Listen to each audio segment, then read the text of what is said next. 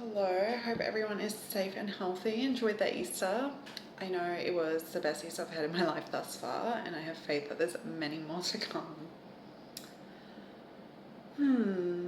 Now, I do want to stay mindful that while some people may have planted some seeds of faith, they may still be living a double life, so to speak, as I was, believing in God and using New Age practices. I learned the hard way that anything you have to go outside of God to get, you'll have to stay outside of God to keep. Now, I'm just going to jump straight into my experience with the Ouija board.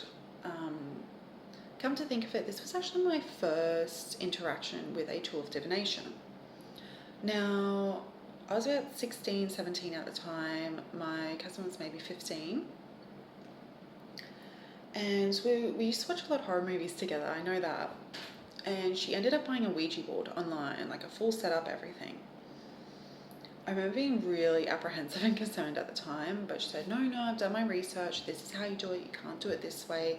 You have to read out this. We lit candles and nothing dramatic happened. You know, our hands went sliding from one side of the board to the next, like you see in the movies. So we kind of just assumed, oh, it's fake, you know, nothing happened, everything's fine. I know it was around Christmas time because I had all of my presents wrapped up in our room, in the corner of the room. And on the top was I bought my sister a bracelet and I got it engraved with our last name because we're the only two left in our bloodline, basically, with that surname, as far as we know. So I'm not quite sure when I realised that it disappeared, but it disappeared, it vanished. I was not, no one was able to wrap their heads around it. We did make jokes about the Ouija board, but we thought, no, it's, doesn't make sense. Humans like to intellectualise things, we like to have answers. We were actually moving house at that point as well. So everyone kept reassuring me, saying, it'll turn up when we move, it'll turn up when we move. It never showed up. So I actually ended up buying a new one. The engraving job wasn't anywhere near as good as the first one. And then something else weird that happened following that is I only saw my sister wear it maybe once or twice, except following that, I never saw her wear it again. And a thought popped into my mind one day and I went, I feel like she's lost it and she doesn't want to tell me. Because she heard about the story of what happened and everything. And I just couldn't wrap my head around it. And my mother even said, oh, did your cousin steal it? And I went, no one would steal it. It's engraved. So that was something really, really odd that happened with a Ouija board, and I completely forgot about it for years. I've only just thought about it again recently. So maybe don't mess around with Ouija boards, even though it may seem like nothing happens in the moment. You just never know. It's not something to muck around with. Otherwise you end up like me, learn the hard way. I mean, that may have seemed like a very innocent example, but I was very distraught at the time. It really shook me up. And at the time, I don't even think I was considering the Ouija board was at fault at that point. Because I wasn't sold on the idea, really. Although I did have fear of the unknown. So I thought, maybe I shouldn't dabble in that. So that was my very first experience with tools of divination. Now, I remember even as a child, I spent most of my life growing up at my grandmother's, and my sister and I would always basically get into fights over who's going to get up in the middle of the night and turn off the tap. So my grand's house was haunted. The stories that we were told as children were about the haunting instances at the house. It was a very old build. It is quite a spooky house. And my gran would tell us stories about how she'd wake up in the middle of the night. She was thrown out of bed one night. My aunties walking through like cold drafts, I think she said. And just overall, everyone knew something wasn't right. But my gran told me about a backstory once. Apparently, the painters that were building the house, apparently one of them were murdered. Not at the house, but one of them were murdered. So yeah, those were my first experiences with the spirit world, so to speak. I was exposed to it at quite a young age. Those were my first memories. And my family were seeing psychics all the time as well. I remember some of my first memories, seeing the man that I saw at the Mind Body Spirit Festival most recently. So yeah, it was really odd. Now, I'm just going to start with some intercession. So if anyone doesn't want to hear the word of the gospel, they can click off now. You have the autonomy to do so. We all have free will. On that note, a revelation that I've had recently is that God doesn't interfere with free will, but he sees everything, and their day of judgment will come. This has probably been, besides the revelation I had about forgiveness, this has been the biggest revelation by far, I would say. Because I used to question, if God is real, then why does he let all this happen to me? If I almost grew up with a sense of feeling like I was talking to a different God almost. I had all my classmates, they seemed so normal, they seemed to grow up in happy households, happy and safe households. And I started questioning God in between my sister coming into my room, yelling and screaming at me to stop praying, shut up, God isn't real. I started to really question that. I used to bring it to my school as well. Basically turned into my sister's apprentice, basically. Wow, I can't believe that. I started bringing it into schools, and they do warn in the Bible and the story of Lucifer, which I'll touch on in another video, that they infiltrate churches. Satan will infiltrate churches, he'll infiltrate schools. Father, Son, Holy Spirit. Dear Heavenly Father, I give you thanks for the opportunity to be blessed by your precious word today. I consciously stay on your word through study and meditation. Thus, my faith stands strong and victorious in the day of adversity. In Jesus' mighty name, Amen. Now, I actually had another experience of spiritual warfare yesterday, on Easter. Now, the next experiences I had with tools of divination was when I was about 16, 17, or maybe I was 18. I was living on my own at the time. And my sister we hadn't spoken for years. That was following a cycle of systemic severe trauma. One thing that I did tell myself going into this channel is that I didn't want to share too much personal information. I wanted to keep it very impartial. But I'm finding it really hard to stay congruent and to basically give a linear story without walking in the truth, the whole truth, and nothing but the truth.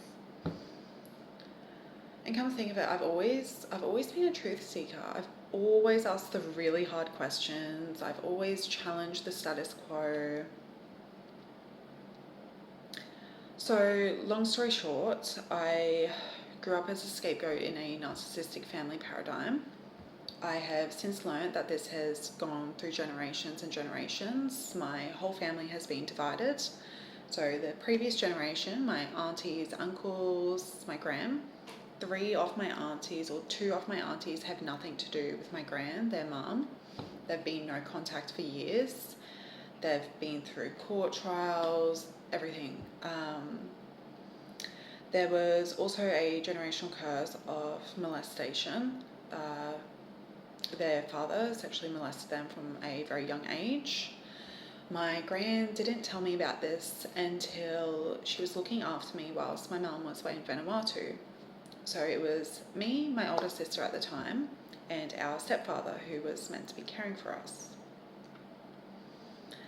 They had a office at Brendale at the time. My mum and stepdad were running a naturopath business selling like birth monitors, fertility stuff.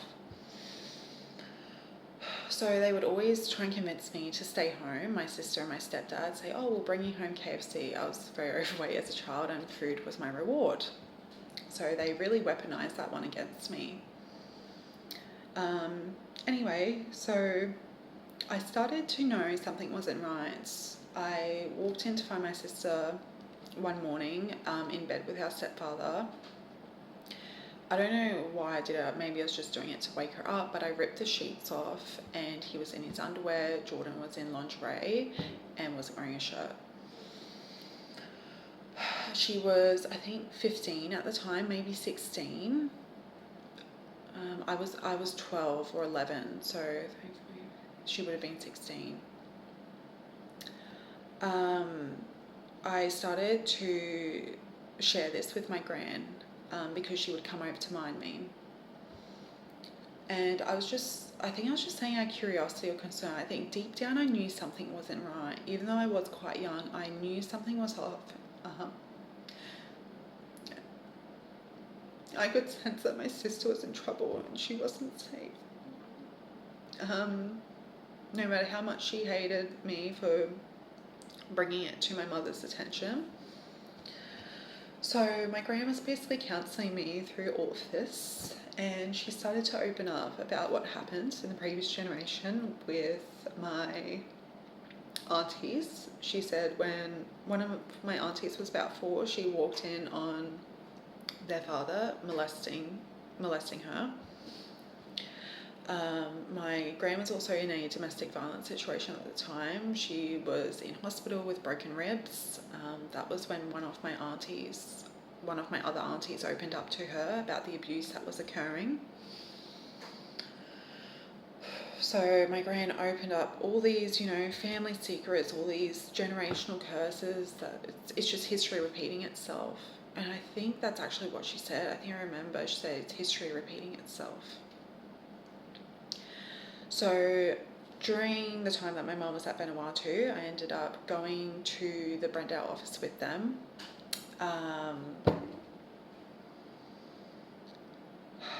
And basically I told them what I knew. I basically confronted them with it. I think I asked questions as well.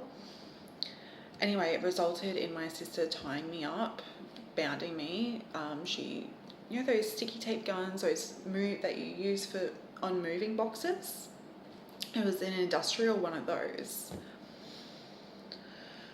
So she used that on me. She tied it around my legs, my ankles. She tied it around my arms. She tied it around my head, around my mouth.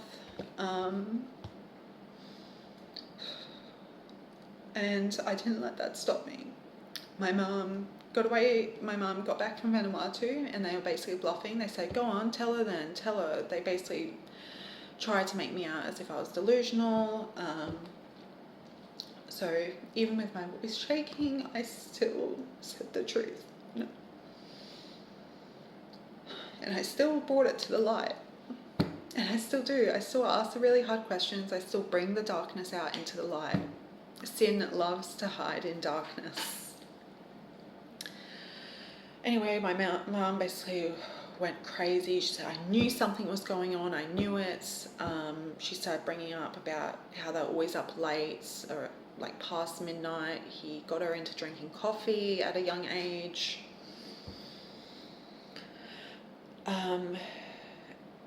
Anyway, from that point, our whole family was divided.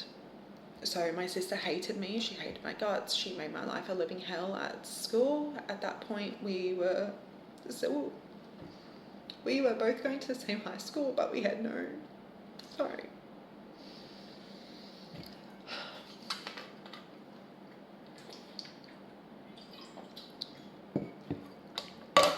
We had no relationship. She was spreading rumours about me, basically painting me out to be a villain. One of the rumours she spread was that she woke up in the middle of the night with scratches all on her back. She went around showing everyone at school. Or maybe she never showed them scratches, but everyone was so convinced that I was a bad person and everyone started to avoid me. So she basically alienated me. I had no friends.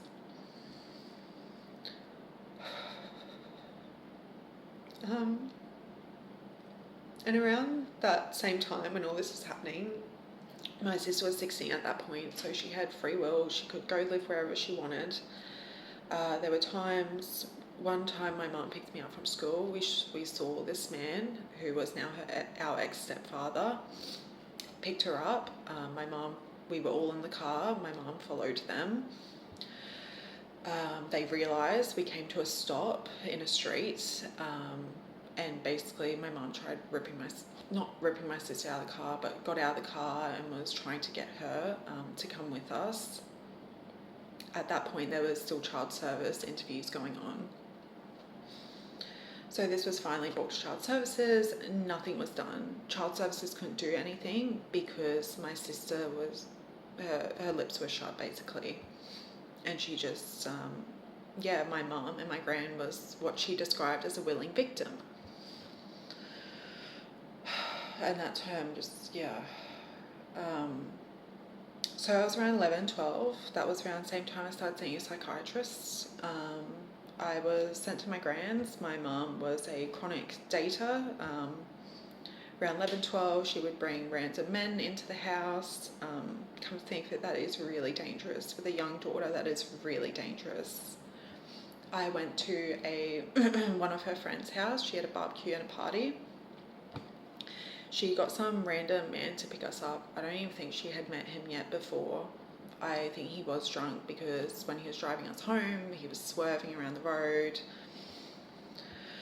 There were basically every weekend, every Friday, Saturday night, I would come downstairs, make myself dinner, and she would be straddling a man on the couch. On top of that, she became very violent. So during her marriage with this man, our stepfather at the time, that tried grooming us and groomed my sister and started a relationship, there was a lot of domestic violence going on. So we already had child services coming to the house. Our stepfather used to abuse us as well at the time.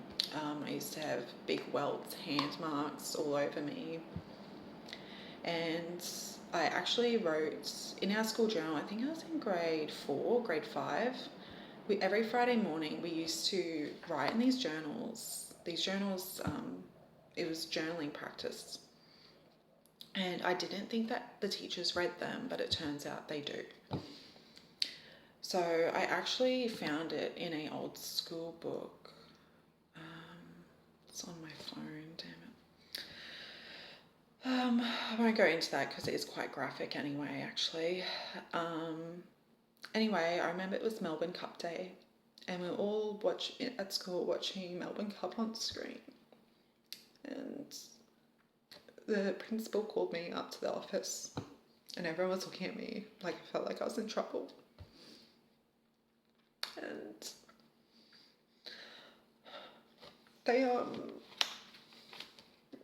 there's child services, and so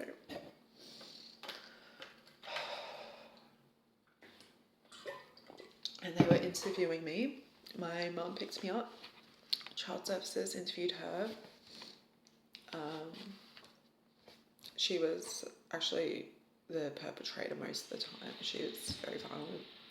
She did jiu-jitsu for years as well. She's come at us with jiu-jitsu sticks. She's held me down by my throat with her knee, choked me out when I've been trying to call the police.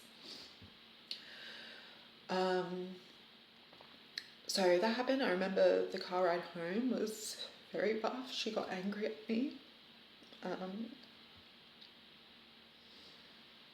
So I've always been a truth seeker. There's actually a practice in Indigenous Australians that's called truth telling. something I learned of recently in my studies, and I've seen why that really, really resonates. And I've been doing a lot of research on Indigenous Australia recently, and I feel like I've been living a lie. I can't believe all of this is only just coming to the surface now, throughout school we were taught, it's colonisation, Captain James Cook, but it wasn't. And the truth always comes out. And the truth does. The truth always comes out. And I will continue to bring the darkness into the light. I think that we need to have more open discussions on this, and we need to stop pushing this under the rug. Because Satan does, he enjoys our silence. And it's not something that we should deny and reject and sweep under the rug, because at the end of the day, it's happening. I know it's hard to talk about. I know it's hard to accept that these things happen behind closed doors. I know it's hard to accept that these things happen in churches. I know it's hard to accept that these things happen in Catholic schools. That was another thing that came to me upon reflection. I went to a Catholic school in primary school, and I think until grade 8 or 9 in high school. My sister and I were going to the same school at the time. And God and Jesus were never spoken of in my family. No one was religious. So and apparently that's where all my dad's trust fund money was eaten up. So I'm really starting to think that it was just a cover for really sinister abuse, because my mom actually said it wasn't even my idea to send you guys to a Catholic school. It was your stepfather's. The stepfather who groomed us, abused us. So I hope that by being completely transparent and by showing an act of vulnerability, that it helps others to step forward, that it helps others to build the strength and the courage to bring the darkness into the light and shed some light on these things. Because I do believe that awareness is half the battle, and we need to speak up. I think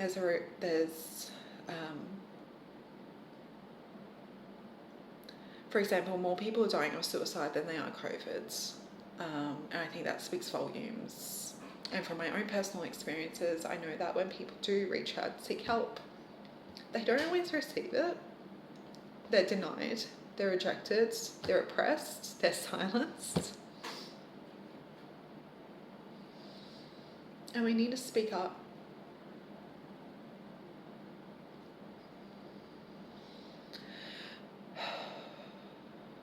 Just gonna do some intercession.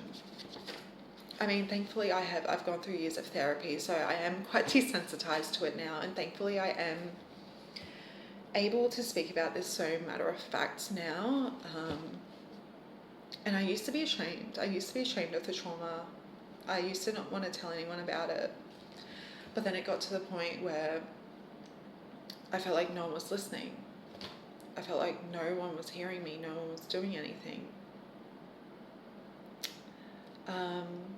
Confession. Son of Holy Spirit. Oh, I love this one. I refuse to be distracted by circumstances, experiences, or adversity. My focus is on Christ, His Word, and His purpose for my life.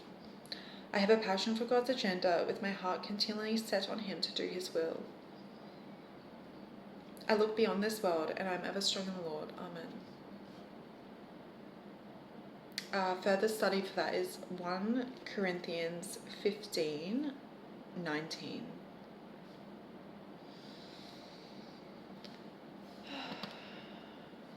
Now, a experience I had yesterday on Easter.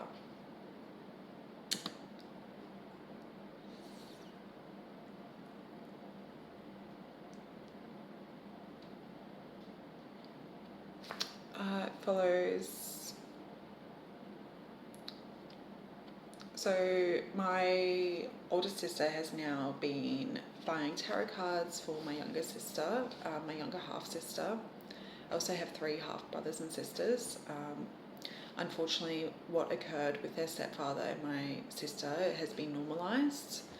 Our my half-brother has actually basically preached and said nothing was wrong with it. There's nothing wrong with it because he wasn't her biological dad. But the thing is, he was meant to be a father figure to us. Our father passed when she was 4 and my mum was pregnant with me. So I hope that one day they come to learn the truth and that they come to learn that it wasn't okay what happened. So hopefully it is brought to the light.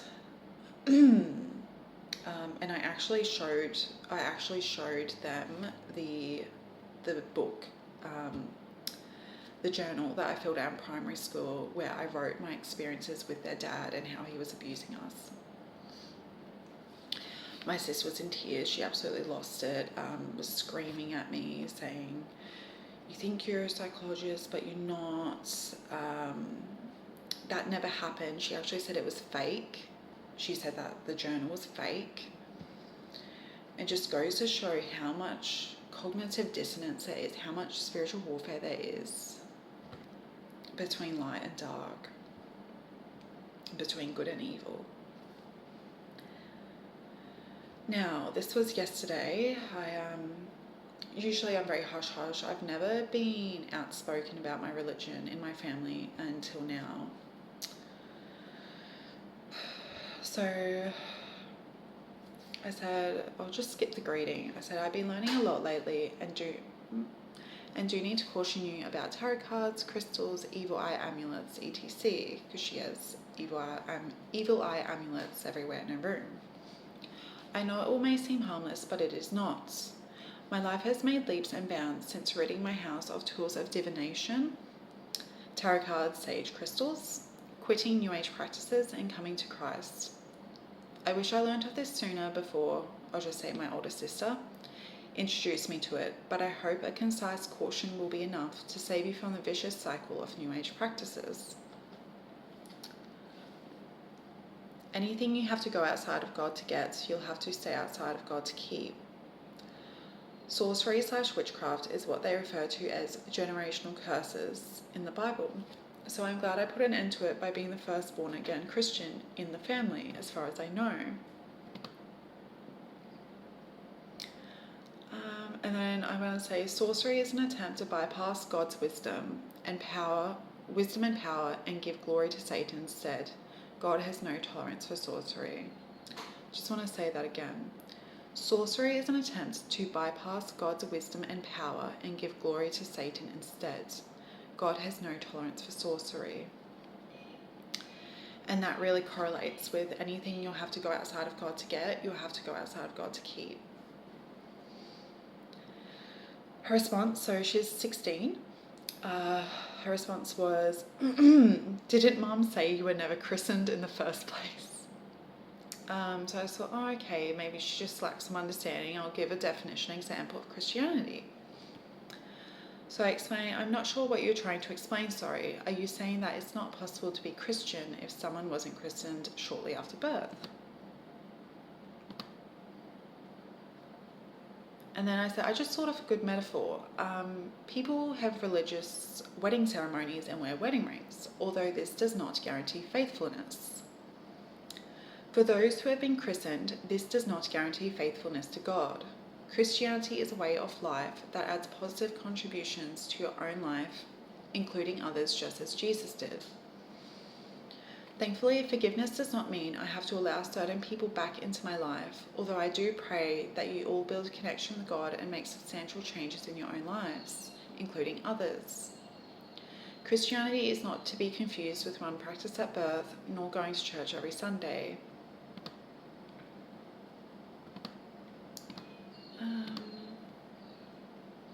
And then she just said, "Yes, well, not everyone shares the same beliefs. I won't be building a connection with God as I don't believe in following a God." And last message I sent was, "Sorry, it appears you've misinterpreted my message. I'm not asking you to dismiss your own free will, ditch tarot and turn to Christ. And I'm not giving you a Bible. My intention was to raise your awareness about tarot and the evil eye amulet you have, considering I didn't gain this knowledge until I was 24. I also felt obliged to share it with you, considering previously I did tarot readings for you. You're talking to someone who was a spiritualist not long ago, lol. On that note, you felt the need to tell me that I wasn't christened at birth, so... where is it? I wasn't christened at birth, so I provided you with a definition and example of Christianity. It appears you've misinterpreted this as some kind of personal attack, so I will need to establish no contact again. I wish you all the best. Take care. Now, something that I do want to touch on, I'm not sure if you're familiar, is the story of Joseph in the Bible. Now, this really helped me find solace, and I hope it helps others find solace that are also facing persecution, rejection, ridicule. Now, the story of Joseph follows. His brothers were jealous of him and hated him. They did terrible things to him, including selling him into slavery. After being a slave for 14 years, God exalted Joseph into a place of ruling authority, second to only Pharaoh. Joseph became the second most powerful man in the world. God used that position to save Joseph's family. That day eventually came. The world was experiencing famine. Joseph's brothers heard there was food in Egypt. They went there and eventually met the man in charge, the man who would save their life, Joseph. Most people in Joseph's shoes would have sought revenge. Not Joseph. He cried with thanksgiving to God for making this all work out. His heart was amazing. Joseph told his brothers he held no ill will toward them for mistreating him. He had always believed that what the devil meant for evil, God would turn for good. I want to say that again. He had always believed that what the devil meant for evil, God would turn for good. It was a long, hard 14-year journey before Joseph's brothers finally understood God as Joseph did. That's a long time to feel rejected. Your loved ones may treat you unfairly. They may not want you around. They may mock you behind your back.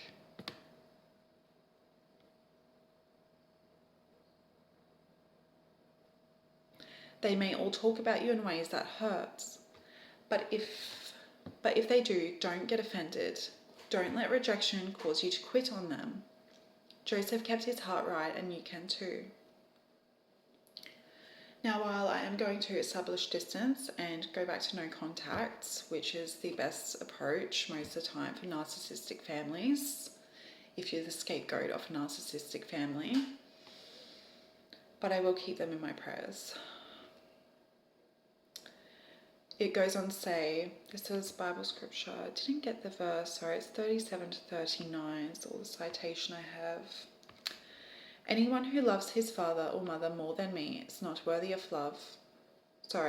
Anyone who loves his father or mother more than me is not worthy of me. Anyone who loves his son or daughter more than me is not worthy of me. And anyone who does not take his cross and follow me is not worthy of me. Whoever finds his life will lose it, and whoever loses his life for my sake will find it.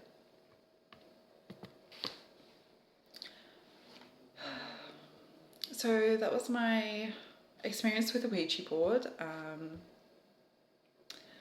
A more congruent life examples. I was finding it hard to keep it G-rated, if that makes sense.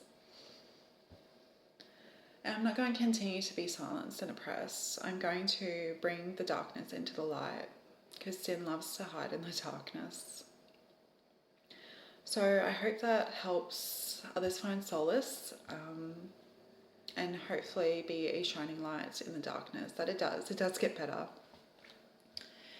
And I don't think I would change what happens, because I don't think I would change my role in a narcissistic family, because most of the time the scapegoats are the only ones that don't turn out narcissistic.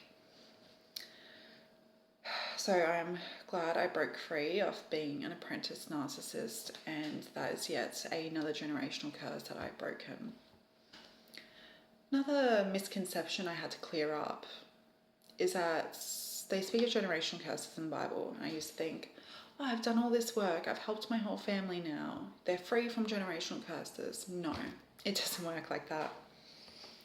Everyone has free will, and God does not like to interfere in free will, but he does observe everything and he judges accordingly.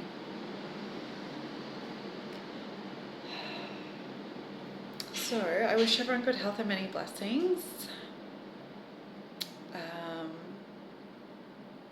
More to come. The word needs to get out there.